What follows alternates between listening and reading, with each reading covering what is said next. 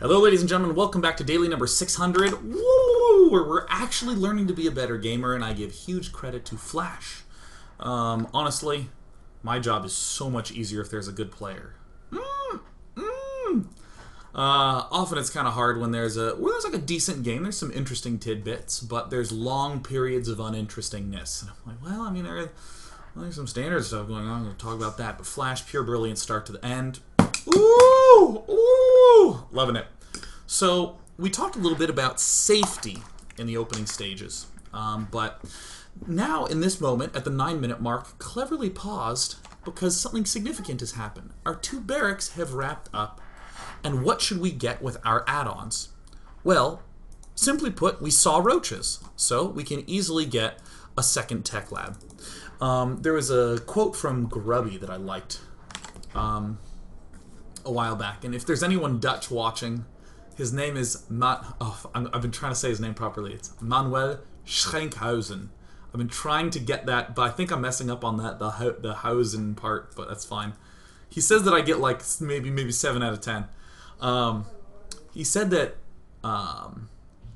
Schrenkhausen. Fuck.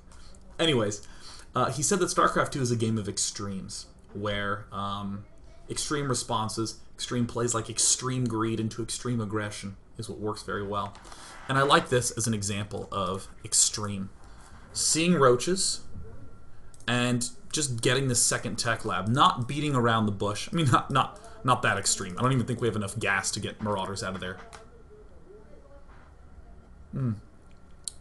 But I do like this. I do like this a lot. Very typically in this matchup, we would claim that it is in our best interest to be favoring Marines, but Hellbats work particularly well with Marauders. So just continued harassment throughout this period. I want you to notice how late this engineering bay is. Whoopsie daisies. I meant to mention that at the 9-minute mark. At 9 minutes, at frickin' 9 minutes, that's when we start our engineering bay. That is late! Late! I mean, super late. I'll also note another significant thing in the Units tab. If we come to Ragnarok, he's just starting his Evo Chambers. He's just starting his lair. He has gotten a Roach Warren. Ragnarok did nothing tech-wise and is only just barely surviving these attacks. If Ragnarok, say, did go for something like 5-minute, 45-second Evo Chambers, he would be dead! So we have a lot of potential to have already killed our opponent. Also, rather significantly, medevacs, producing one at a time. Add-on. Just one. Ready for desktop. So we have the sort of continued drops here. There's a lot of interesting stuff happening with the drops, as well as back hither in the base. Combat Shield and Concussive Shell will be the next upgrades, but also kind of doing some hooking. This gives us a sense of exactly what the layer is doing. Up here in the top right, we're just burning down drones. But here, we're sort of not really committing. It's not as suicidal as we see a lot of players doing. And I will note, if you see a bunch of stuff here, and a bunch of, well, there were a bunch of units there, there's really no reason to just be like, but I'm an aggressive player in the kill. I hope I don't lose. There's really no reason to do that. Oops, the game's not unpaused. Derp, derp, derp. So Flash, as he's moving out, super late, 10-minute mark, getting the command center, all these medevacs will begin rejoining together. This is, I think, one of the coolest moments of the game. For one, we've only been building medevacs one at a time. Fairly calm. We've lost, I believe it was 4 Hellions at the start, and some assorted pastries in the form of Hellbats, but not a ton of medevacs. Normally we are suiciding them in, but the fact that we can all bring them together to reinforce this force, what does that functionally mean? Yeah, I mean, if we're able to do damage like this, then sure, we're happy to lose a medevac. And if we get in here and we don't think we can do that much damage, then yeah, we'll get out.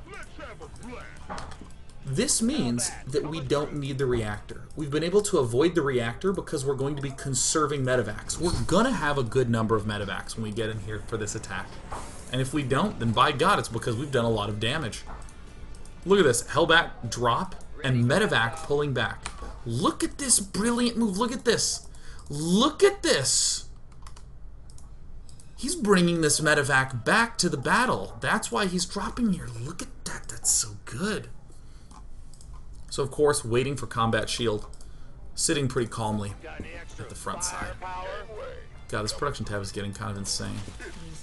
And then kind of like, whoop. Get out of there. Get out of there, Flash. Flash. Flash. Flash. Yeah, these medevacs have seen some mileage. So we see Flash beginning to make a push at this side. He doesn't really rush in there by any means. And in looking at this, I was trying to think what on earth would be the reason he's waiting so long. He only had 2 medevacs, and he's going to get 3, and then soon enough 4. See, look at this. He could go right now, right? But just waiting just a smidge longer until he has around 4 medevacs in there. Now, I'm not trying to suggest that there is a timing here where Flash, it's the, oh my god, I know it. It's 4 medevacs, and 3 medevacs is not going to be enough. But if we come back here, it's just so easy to just, like, you know, slam on the accelerator and just go, ah, and just, like, right here and attack. But just waiting a little longer for this.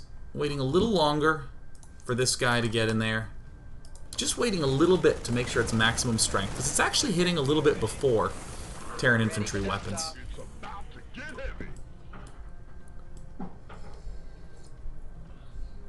Now, as a general note, it's about 3 minutes from the layer starting to anything notable being done with it, so no layer tech can possibly have finished right now. So again, coming back to 9 minutes, it's kind of a technical note, but if you can identify, for instance, oh hey, layer started right now. A layer takes 80 seconds. Anything that's layer tech is like 100 seconds or more, like roach speed, baneling speed, all over 100 seconds. 80 plus 100, 3 minutes. So the fact that this is 9 minutes, we did this. 12 minutes, this is 12 minutes, therefore, is the last point in time at which, see, look at that, 110 seconds for Glial Reconstitution. It's not done yet. This will definitely be seconds before any of his layer tech could possibly have been done. So this means that we're striking before Mutalisks. Notice the no stim. Only now stimming. A little delay on that. Actually, when did he stim? I think I may have called it a little late. So there's the no stim, and then there's the stim. Waits just a little bit. We have all the medevacs. Great. Now back home, it's a pretty standard looking formation. Orbital command, 2 more barracks coming up after that, and just non-stop Marine Marauder Hellbat.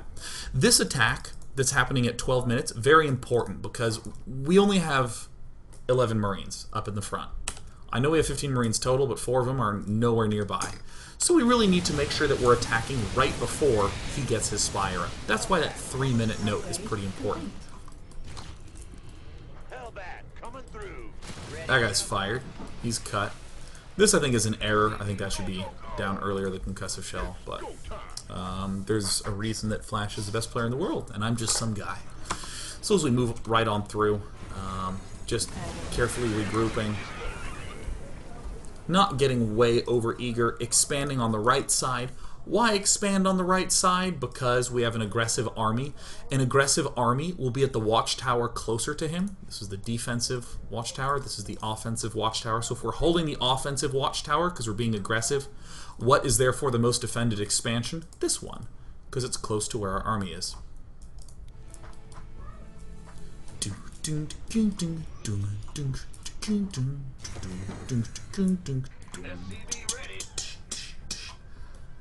I don't think there's anything that specific about this timing that I can think of, other than he just waited a bit, got this expansion up, and is just adding on more barracks. I mean, it doesn't line up with any particular timing of of our upgrades.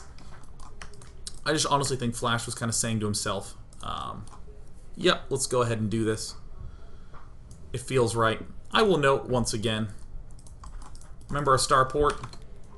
No reactor, none. No reactor at all. Making medevacs one at a time. Only at around 13 minutes before we did that big attack did we actually consider moving in there with a reactor. Isn't that cool?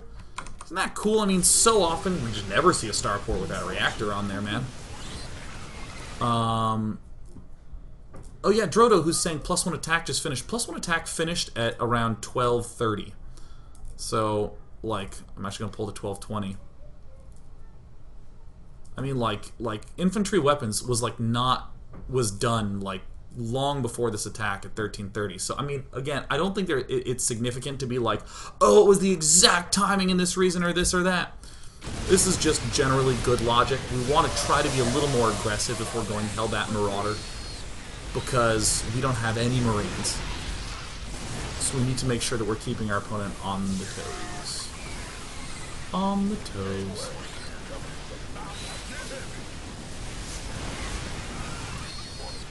And just as a question, at this point, as we're seeing Flash just win the damn game,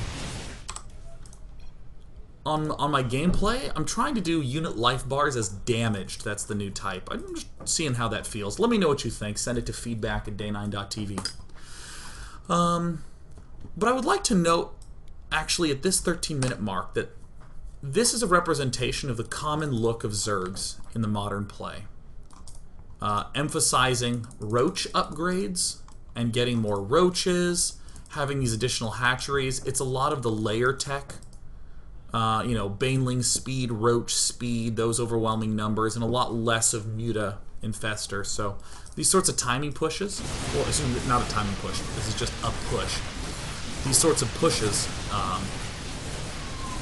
really strong because you know exactly the composition you're up against. It's very narrow.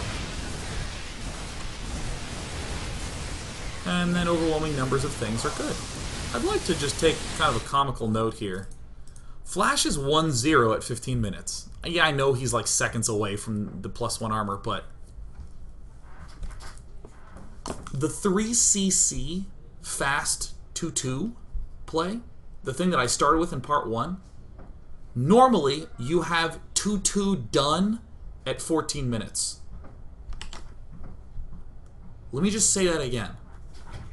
If you're going 3 command center, fast double engineering bay, and then going into a kind of standard bio-mind play, you get 2-2 done at 14 minutes. 2-2 done at 14 minutes. We're at 15 minutes and Flash is at 1-0.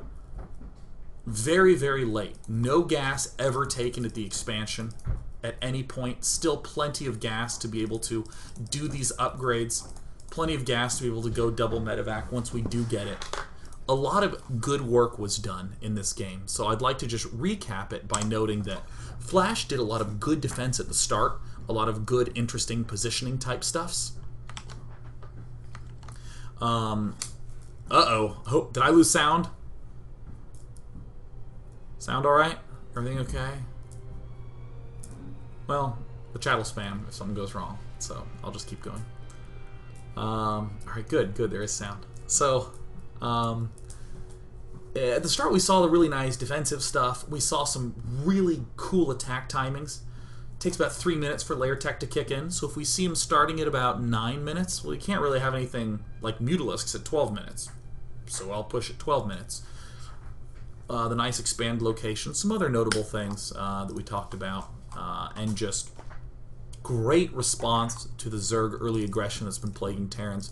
Great response to the compositional change from Zergs lately. Just a beautiful, beautiful game altogether. So what I want to go take a look at now is the second game that Flash played in his group against Yu-Gi-Oh! On Newkirk Precinct. Root Gaming's Yu-Gi-Oh! Oh god. Oh my god, did it crash? My StarCraft is frozen.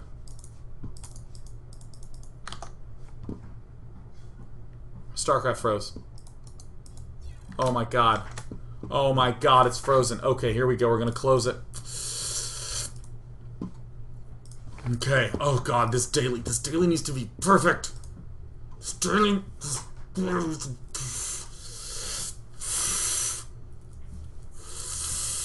we're logging back in.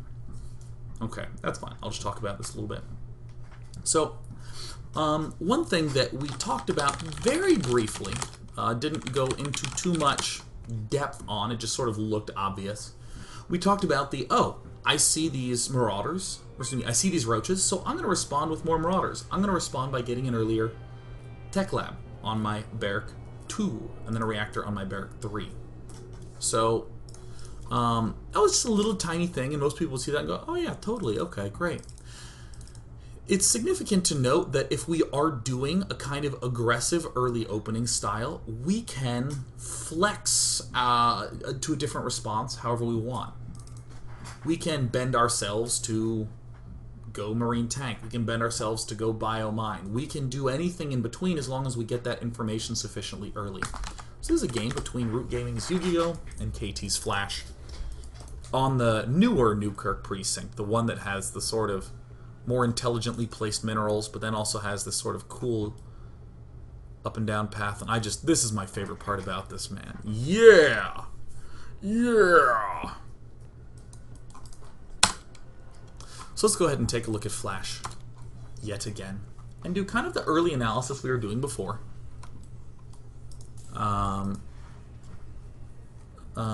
Yeah, let's do the analysis that we were doing before of how he's staying alive at the start. First of all, Flash does the same damn thing again. Goes for the early opening. Oh my god, what a boring series of statements by Danny. He's zapping things away and they're running away, and he's gonna lift, he's gonna try to trap him, he's gonna try to trap and zap, but it ain't happening. This is the best opening in this matchup.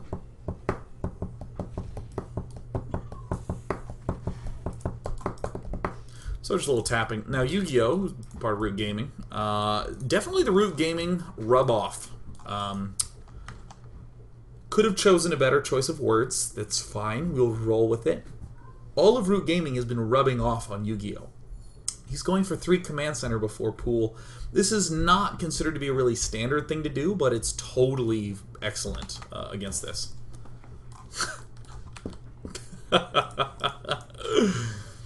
Oh, man. Just reading chat. It's so fun.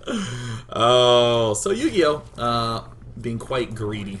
Going for this triple CC play. So how do you respond as Flash? Like a boss. Flash now sees exactly what is up, but still going to do a number of little teensy-tiny adjustments that are significant enough to note. First of all, he did scout. Notable enough, easy enough to get a scout off. He sees this early, third. Notice no bunker. He's going to be up against the slowlings, so that's fine. He knows that speed can't be coming up. This permits him to build these 2 barracks quite a bit earlier. Want to make sure everyone's on board there. Did the early scout, and I'm sure that Flash probably would have got these as early as he could anyways, but the early scout, seeing a sort of extreme opening from the Zerg, well, okay then, I'll just get these very early additional barracks. Cure. So depot coming up on up. Bunker, of course, we don't live in crazy town, we're not going to skip it all together. And of course we have the delay on that refinery a little bit. I'll note as just a general good practice, the most scoutable places is where you should be building a refinery first. So if you build a refinery here first, an Overlord will have a hard time finding you building one at the other side. Technically it doesn't matter because this Overlord can scout everything anyways, so both your gases are always exposed. But on other maps, that is certainly a factoid. So remember at the 6-minute mark where we shat ourselves and tried to throw down as absolutely frickin' many supply depots as we could to wall ourselves in? We don't need to do that now because we have earlier barracks, we have earlier factory, some other cool tidbits. Engineering bay coming up. 6 minutes. Tech lab coming right on up with the barracks. These mules need to come down exactly. Everything's happening so fast from Flash. And these 2 barracks, not going to be used for any direct defense. Nothing directly. But if Flash winds up seeing a huge all-in, these 2 add-ons can easily be cancelled to begin shoving out some units. So we already see he has the smarts. And then everything else is... I mean, just look at the perfect lining upage right there. Oh, God, look at it just line up. And look at the somewhat imperfect lining upage here with this orphaned engineering bay. Unable to do much of anything. Doesn't bother me all that much. Woo! Woo! Excuse me. I delayed dinner tonight because we're having taco night. Now, with a play like this from Yu-Gi-Oh!, it's virtually impossible for there to really be any sort of layer tech threats. 7-minute scout, man, I'm telling you, is what we're always seeing these Zerg players do. So this is very smart hiding from Flash. Now, I'm sure some of you recognize this play. This is going to be transitioning into a big Marine Hellion medevac play. It's going to be throwing down the starport there. Very, very common, very typical kind of look. 6 Hellions do little space control stuff. Hellions moving out. And the Zerglings move up and scout everything. Now, this is kind of a planned push. The plan is to strike at 10. You'll have stim, you won't quite have combat shield. Little adjustments, mine coming up, a nice defensive tool. Why? Because we don't see any all-in right now, but there's that second round of all-ins that does tend to happen at like 8:30 to 9. We don't really see anything yet. We don't see anything. We're kind of manning the mid. Oh, there's no watchtower on this map. God, I like that a hell of a lot more. We are seeing Flash not move up and try to like harass here and go crazy. He's actually just spotting in the mid. Might even want to put another one down at that south end. And medevacs coming out, mines coming out, all sorts of things coming out. Goal is generally to strike at around 10. Sooner is, of course, better. Still not really a lot of information. Still not really a lot. Look at the stim coming out. It's like such perfect timing. It's so good. Medevacs boosting their way over. Striking at about 10. So then this happens. Flash gets surrounded. Here is what I was talking about at the start of the game. Flash now identifies that his opponent has a pretty substantial amount of roaches. We see fewer lings, we see a lot of roaches for this early stage in the game. What do we do now? We look back at this base. You know, we have fortunate help of some mines. I think there's a mine somewhere in here. There he is. Where is he? Oh yeah, there he is. You can see the barely little yellow ring around it. He's burrowing right now. So what is Flash to do in this situation? So well, I'll actually leave you to think about that as I pan around all the rest of the stuff. And when we come back, we'll look at Flash's response to this point in time. So I'll be back. Let's listen to some fantastic music in the meantime. Be back in 2.